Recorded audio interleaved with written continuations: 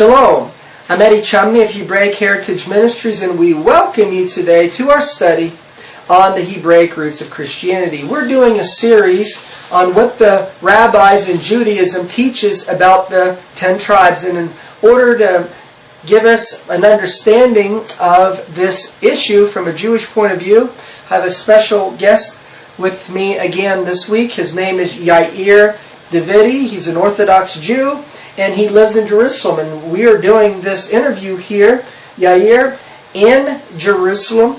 And you have founded an organization, a ministry that does full-time work on this issue, which is Brit-Am. And you have a website where you have all your research that you're doing. You're continually expanding it.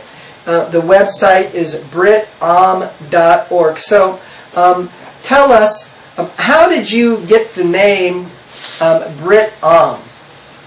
Brit-Am is found in Isaiah, the book of Isaiah, in chapters 42 and chapter 49.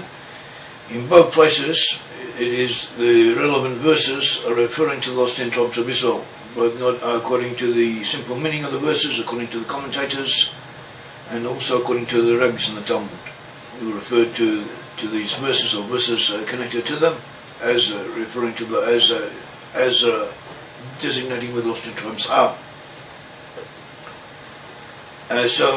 Literally, Brit-Am means covenant of the people. Covenant of the people. So this also has significance amongst a portion of the peoples who we identify as being predominantly descended from the tribes of Israel.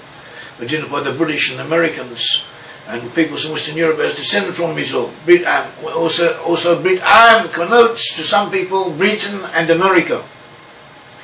If you look it up in Google, you also find a tobacco company, or soccer teams, security companies, and a few. A lot of people take names. Yeah, so Brit-Am is also associated with the Brit-Am and America, and so that's why we chose it. And But Isaiah chapter 42, verse 6, it says, "And I will give thee for a covenant of the people, for a light of the Gentiles."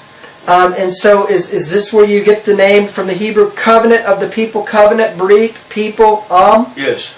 Okay, and also this is mentioned as well in Isaiah in chapter 49, where here in verse 8, it says, "Thus says the Lord, in an acceptable time have I heard you, and in a day of salvation have I helped you. I will preserve you and give you for a covenant of the people." So the name of the organization, the ministry that you founded and you operate unto, the name of it biblically goes back to Isaiah 42 and Isaiah 49, covenant of the people, Brit-Am. We also identify the Isles of Britain as being the domain of Joseph, especially before North America was colonized also from Britain. And in the Middle Ages, another way of writing the name Britain was Brit-Amia. In other words, it also can double up as a name for Britain itself. Okay, so Yair, you've written a number of books. In the last few programs, we've been concentrating on this book that you wrote, Ephraim, the Gentile Children of Israel. But you've also written a couple books specifically on Joseph. This book here is called Joseph, the Israelite Destiny of America. And then another book here on Joseph is Rule to Rule, the Task of Joseph. And in these books, Yair, you go over biblical characteristics of the 10 tribes, what the Bible prophesies about them, ultimately allow us to understand where they went and identify them. So in this program, we're going to talk about the biblical characteristics of Ephraim. And so we're going to go over the list here and like you to make some commentary about these. So number one, what the Bible says and prophesying about the tribes of Israel. In Genesis chapter 22, verse 17, And in 24 verse 60, it says, they will possess the gates of their enemies. Could you talk about that? So it says the gates of the enemies, the gates of those who hate them. These are part of the promises of it, which were given to Abraham, Isaac, and Jacob, and passed on to the children of Israel, especially to Joseph. And the Midrash incidentally gives us an example of what such a gate was. In the time of Solomon, Solomon possessed the region of Tadmor in the Syrian desert, and it says that Tadmor controlled the spice routes of that time, and the caravan routes into the desert area, which was strategically very important. So this is given as an example of a gate of the enemies. In other words, strategic thoroughfares, strategic areas, strategic ports that dominate ingress and ingress, the comings and goings of international elements, of the international trade, and also that give us access to vulnerable points of those people who are antagonistic to us or potentially our enemies. We find this was an aspect of the French, of the Dutch, of the British, and afterwards of the USA, especially of the British and the USA.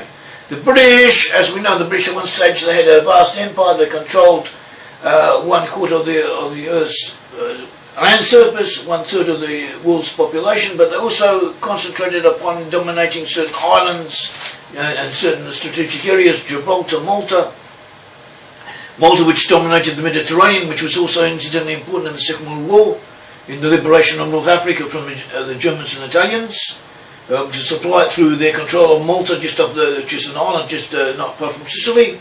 They also control Gibraltar, which controls the entrance to the Mediterranean Sea, to the link between the Mediterranean Sea and the Atlantic.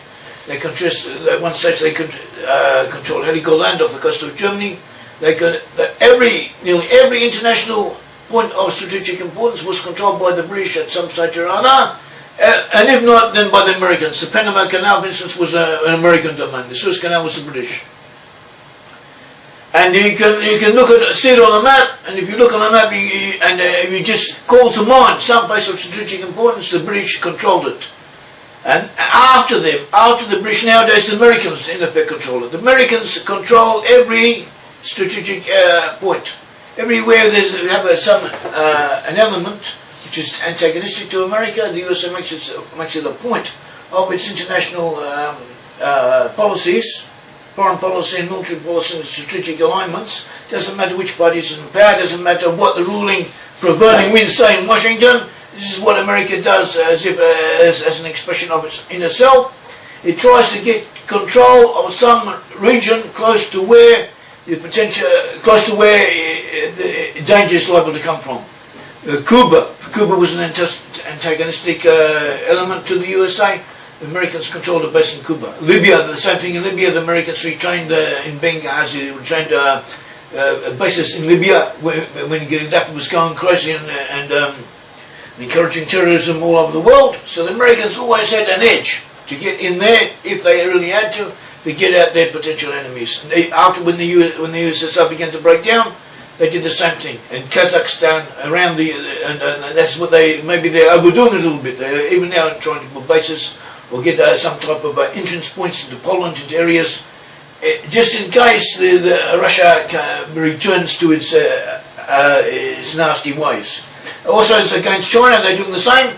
Formosa. That's what they kept Formosa. America, in effect, kept control of Formosa, the Philippines. And if you look at a map, the Americans have islands throughout all the oceans of the world, little islands and bases where they refill with their aircraft carriers, and their soldiers can replenish themselves and they can resupply themselves to be able to get to every single place on the corner of this globe. And that is how the Americans work. That is how, and together with the British are also in the picture. The British have taken second place to the Americans, but the British, in a sense, supplement them on this effort. And even America's aircraft carriers, America's idea of domination of space, of satellites that encompass the globe. You can see every place on the corner of the globe, and if necessary, can be armed and able to shoot missiles at any place on the globe. That is also a part of the same aspect, of the same outlook, the same expression of the American essence. And you could say that, and you could say the same about any major power, but it's not so. Most major powers are not like this. In fact, the only powers who put an emphasis on this strategic policy or concept were the British and Americans, or to a small extent the Dutch and the French before them. But no one's ever did it to that extent. Yeah, all over the world. Yeah, and even those other peoples who did do it are also to a significant degree descended from Israelites.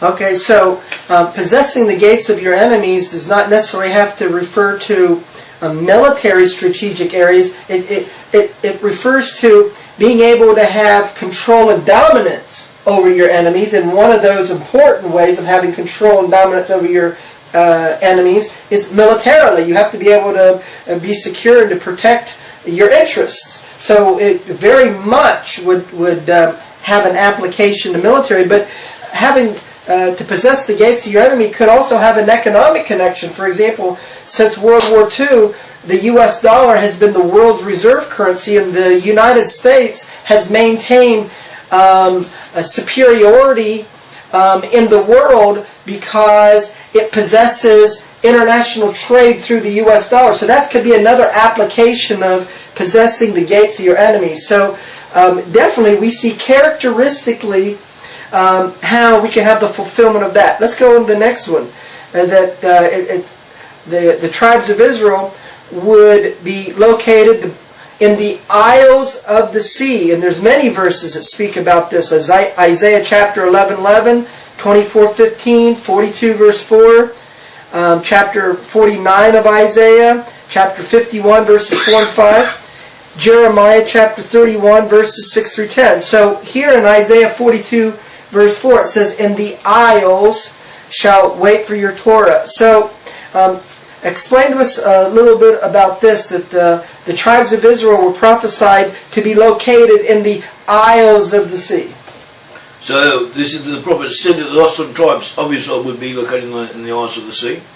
And these verses are referring to the 10 tribes of Israel according to rabbinical commentators, also according to the simple meaning.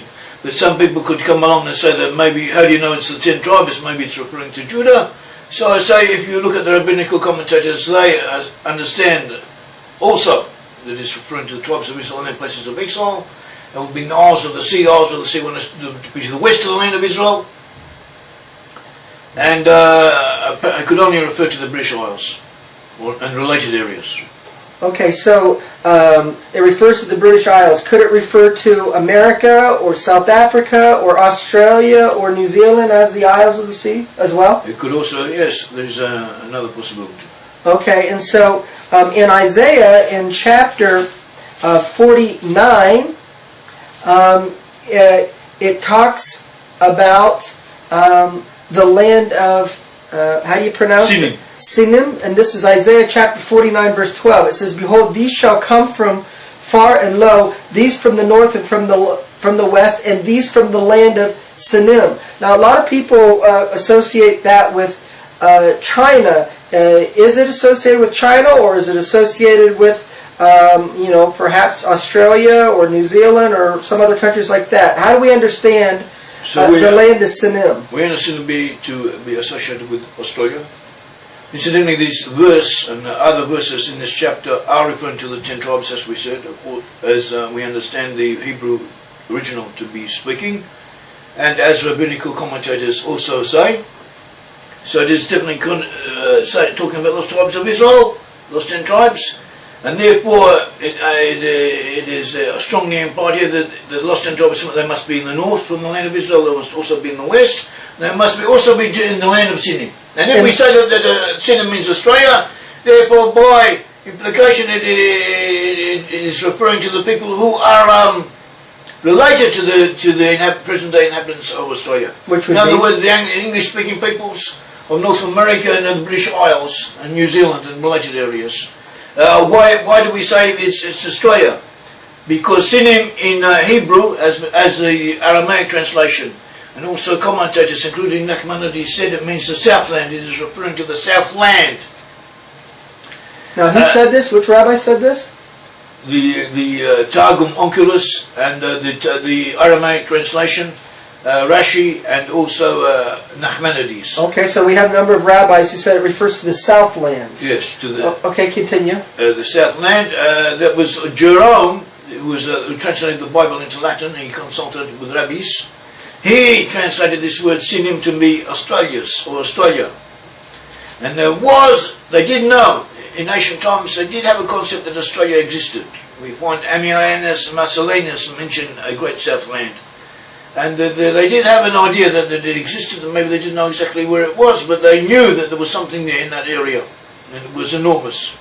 Later on, Captain Cook and the British, and before them the Dutch,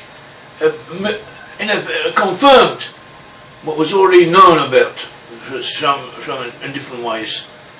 And this is Australia. We also have what we call biblical codes, which not everyone agrees with, but we do, and we have proven them, at least in the way that we have employed them. And biblical codes also very strongly confirm the identification of Australia and New Zealand with the land of Sinim. Okay, so how do you refer to the Chinese today in modern Hebrew? In What's modern the word? Hebrew, the word for sin, for China, is sin.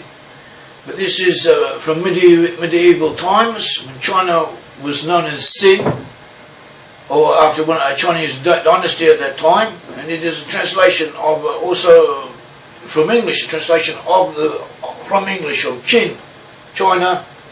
It comes out as sin in Hebrew.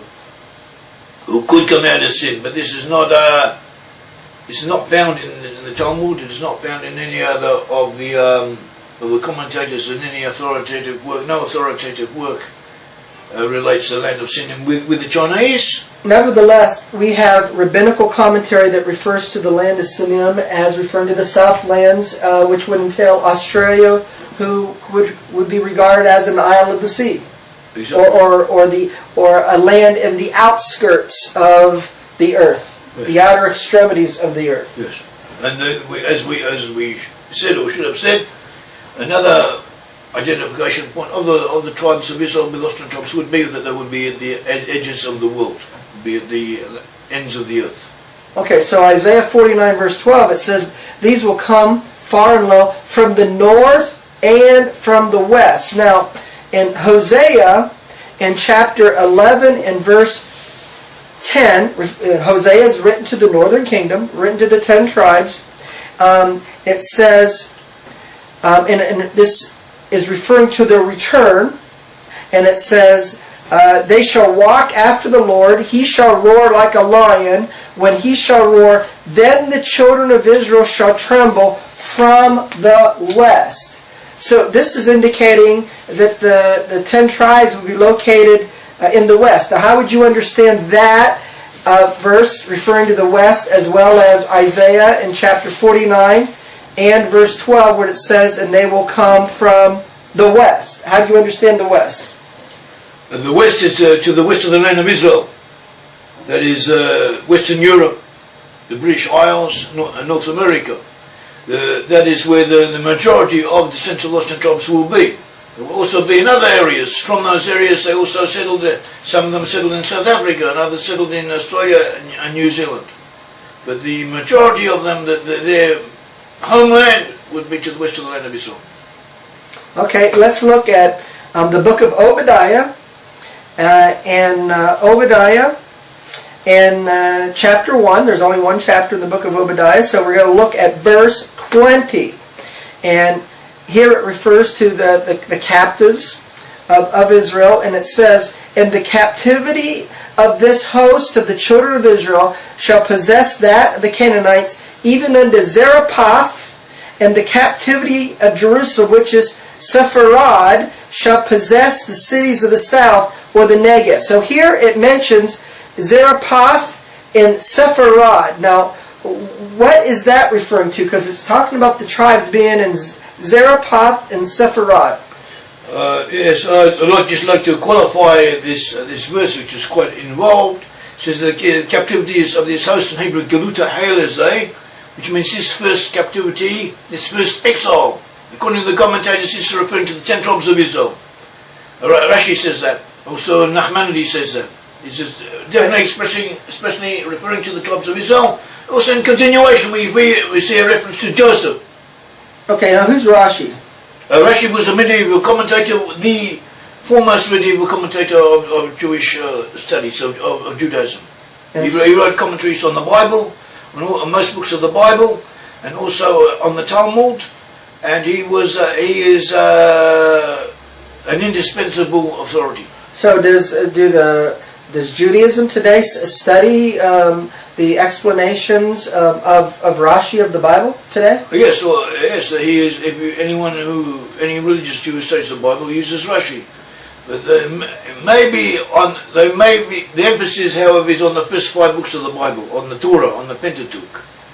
The other prophetical books are not studied so intensively, and also Rashi on the other books of the Bible is considered somewhat less of an authority, to tell the truth. Okay, so Rashi is highly studied, especially as it relates to the Torah among Judaism today. And what is it that Rashi said here about Zarephath? So he says Zarephath is referring to the land of France. He says this whole verse is concerned the lost 10 tribes of Israel. So how would we understand that that's referring to France? Zarephath in Hebrew is a name for France. In Hebrew, Zarephath. in the Hebrew language, that's the word for France. It's in modern Hebrew, and also medieval Hebrew, but it's a word for France. Okay, so that means in Hebrew, France. Go ahead. So, I mean, it's plain that we'd connect it to France, because that's what the Hebrew word is yes. for. Abarbanel, the Noisek Abarban, who we have mentioned several times previously, he says that you should understand not only is referring to France, but to France and England together, as being one and the same, and from there two lost Israelites were to be found and will return in the end times.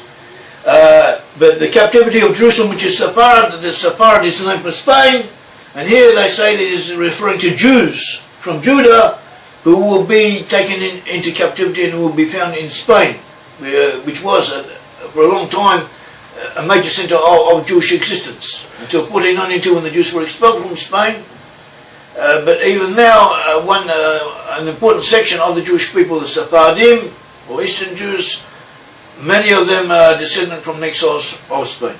So there are 2 major classes of Jews. That's the Ashkenazi and the Sephardic. Yes. And here, the Sepharad would be connected with Sephardic Jews. Yes. So what's the difference between Ashkenazi Jews and Sephardic Jews? Ashkenazi Jews come from Europe. Ashkenaz in Hebrew, it refers to Germany.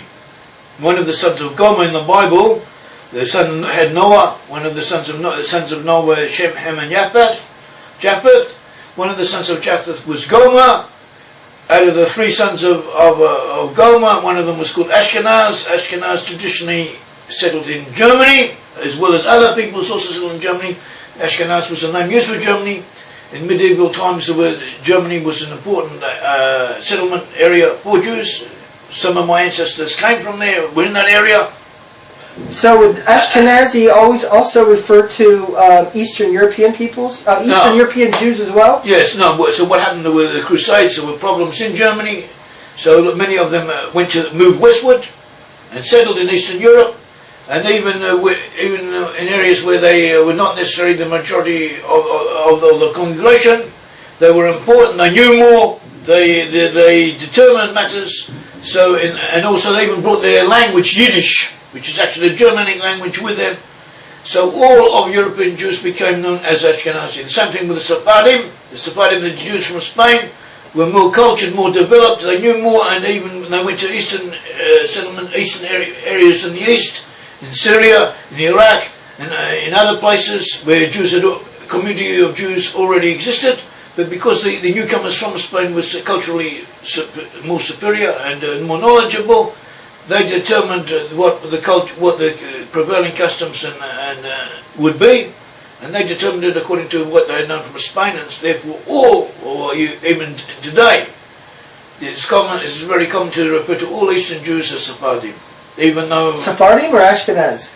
No, Eastern Jews from Eastern countries, not Eastern Europe. Eastern countries from Iraq, Syria, Lebanon, or North African countries, Morocco, Algeria. Okay, all those so in places. general, Ashkenazi Jews are referred to as European Jews in general and Eastern European Jews in particular. And Sephardic refers to Eastern Jews. You're talking about Iran, Iraq, countries in the East, as well as Spain and Northern Africa are referred to Sephardic Jews. So here in Obadiah, when it's talking about Sepharad, it's going to be talking about the Jews. But Sepharad is going to be referring to the 10 tribes according to the commentaries, right? Yes, so yes. one is referring to the 10 tribes, the other is referring to Judah in particular places where they've been exiled. Is that correct? Okay, so Sepharad is France, and some commentators Britain, and this is associated Not only, with some 10 other tribes. commentators also not only You've got France and Britain, 15 but seconds. also Holland and areas to the north in general. Okay, so what we've talked about in this program is biblical characteristics of Ephraim and also Judah as well, that they would possess the gates of their enemies. They were located in the isles of the sea. They were in the extremities of the earth. Sinim is in Isaiah 49:12 is associated